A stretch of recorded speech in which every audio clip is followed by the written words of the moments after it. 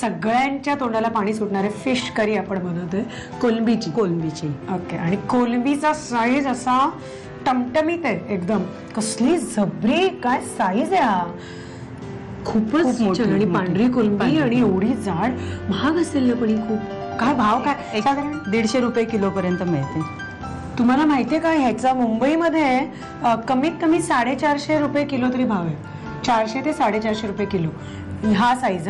त्यामुळे मग जाताना मला असं वाटतं एक 3-4 बॉक्स तरी मला. मी जेटीवरती जा आणि खरेदी करू आपण जाऊन. मी जेटीच घेऊन जाऊ का समुद्रात? ऍक्च्युली मनात माझ्या असं आहे की मी स्वतःच जेटी घेऊन जावं आणि मस्त असे कोलंबी घेऊन यावी आणि घरच्यांना खुश करावं. पण मी नक्की शॉपिंग करेन. आंब्यांचं आता नाही मिळणार आहे, सीझन नाही आंब्यांचा. तर हे तर नक्कीच झालं पाहिजे. तर हे करूया. आणि आता फिश करीसाठी आपल्याला जे साहित्य लागणार आहे तर ते बघूया काय लागणार. डोकं कापलेली कोलंबी, ओलं खोबरं, बडीशेप, धणे, लसूण, कोकम, मीठ, हळद आणि लाल तिखट. साहित्य आपण बघितलं काय काय घेतलं. आणि आता आधी जे आपल्याला करी मेन तुमची जी चव असते म्हणजे मेन चव माशाची पण असते पण बेसिकली जे आपल्याला ती करी लागते वाटण लागतं. तर हे वाटण आपण प्रत्येक खरं तर प्रदेशानुसार ते वेगवेगळं असतं नाही का. आता तुम्ही इथे धणे घेतले, बडीशेप पण घेतले पण सगळीकडे बडीशेप नाही वापरली जात. कारण गोवा साईडला वगैरे जर आपण बघितलं तर बडीशेप नाही घेतली जात. धणे किंवा लसूण सुद्धा प्रत्येक घरात नाही घेतली जात. काही घरांमध्ये दोन्ही घेतलं जातं, काही घरांमध्ये फक्त लसूण फक्त धणे असे इन्क्लूड केलेले असतात. तर तुमची ही पद्धत शिकायलाच पाहिजे रत्नागिरी स्पेशल. तर आपण कसं कसं आणि किती किती घेतो. ओलं खोबरं सगळं घ्यायचं. ते आपल्याला क्वांटिटी जशी आपली जेवढं आपल्याला करायचं असेल सांबार तेवढं ते घ्यायचं. ह्याला हे पाव चमचाच बडीशेप एवढी भरपूर झाली. हे एवढ्या खोबऱ्यासाठी. धणे चमचाभर. ओके. लसणीच्या 5-6 पाकळ्या लसूण वाटणामध्ये.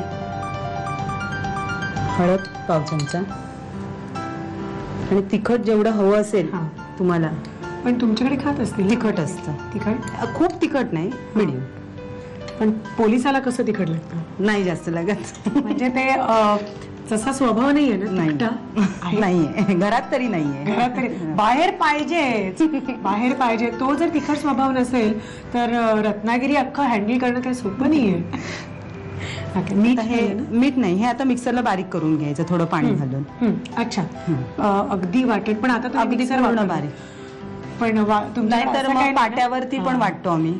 पाट्यावरती बारीक अगदी छान मिळण्यासारखं बारीक करून घ्यायचं. हे तुमच्या अहोंना काय आवडतं? पाट्यावरच वाटण? पाट्यावरचं आवडतं ना.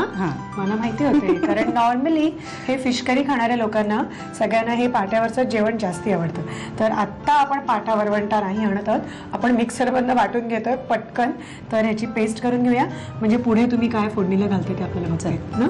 पेस्ट करून घेऊया. वाटण आपलं तयार झालेलं आहे जे आपण करून घेतलं. तुम्ही बघताय अगदी बारीक चांगलं वाटलंय. आणि तेल तापत ठेवलंय. आता फोडणी करायला काय हवंय? फोडणीत लसूण घालायचे. लसूण. अच्छा, लसूण पण घालायचे फोडणीला.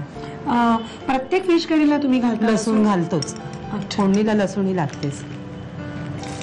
त्याच्यामुळे मग तो फ्लेवर एक चांगला येतो.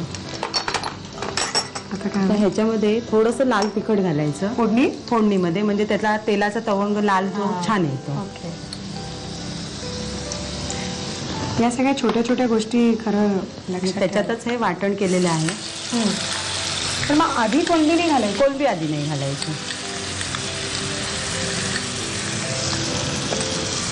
पाणी घालायचं जरा हे परतून घेऊ.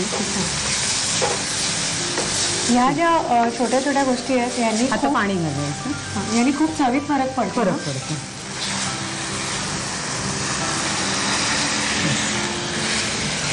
आणि जर आपल्याला सुकं करायचं असेल तर फक्त पाणी कमी घालायचं का आणखीन काय तुम्ही स्पेशल करता? सुकं असेल तर मग खोबरंही कमी घ्यायचं. अच्छा.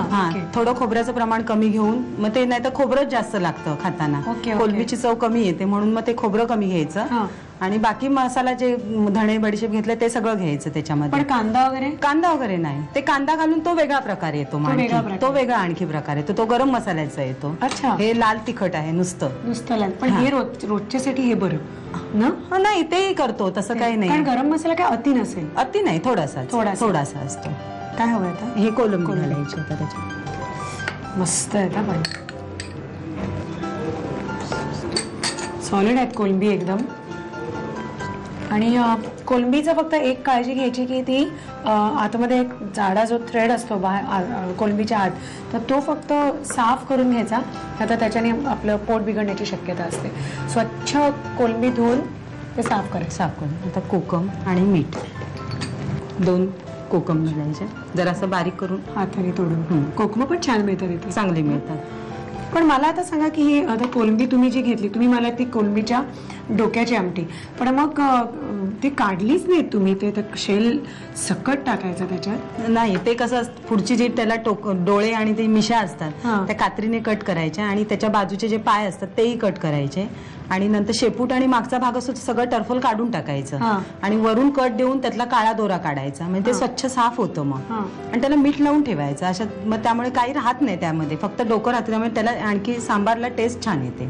त्याच्यातले पण जे ज्युसेस आणि ते खाताना मग ते चुकून खाता येतं, म्हणजे पूर्ण खाल्लं जात नाही, पण असं चोखून खायचं असतं ते. पण म्हणजे काढून ठेवायचं ना चोखून झाल्यानंतर. ओके, ठीक आहे. मग हे झालेलं आहे. मीठ घालायचं. मीठ राहिलंय. कोलंबीला आधी मीठ लावलेलं असतं, त्यामुळे अंदाजाने थोडंसंच घालायचं. ओके, रेडी झालेली आमची फिश करी, कोलंबीच्या डोक्यासकट. ओके, तर ही फिश करी तयार झालेली आहे. तर ह्याचं साहित्य मी काय काय घेतलं ते लिहून घ्या. प्रॉन्स करी बनवण्यासाठी लागणारं साहित्य: प्रॉन्स, ओलं खोबरं, बडीशेप, धणे, लसूण, आमसुलं, मीठ, हळद आणि तिखट. कृती: प्रथम एका बाउल मध्ये ओलं खोबरं घेऊन त्यामध्ये पाव चमचा बडीशेप, 1 चमचा धणे, 5 ते 6 लसूण पाकळ्या, पाव चमचा हळद, चवीनुसार तिखट आणि पाणी घालून मसाला वाटून घ्यावा. कढईमध्ये तेल गरम करून त्यामध्ये लसूण पाकळ्या, तिखट आणि वाटलेला मसाला परतून घ्यावा. त्यामध्ये पाणी, प्रॉन्स, आमसुलं आणि मीठ घालून उकळवून करी सर्व्ह करावी.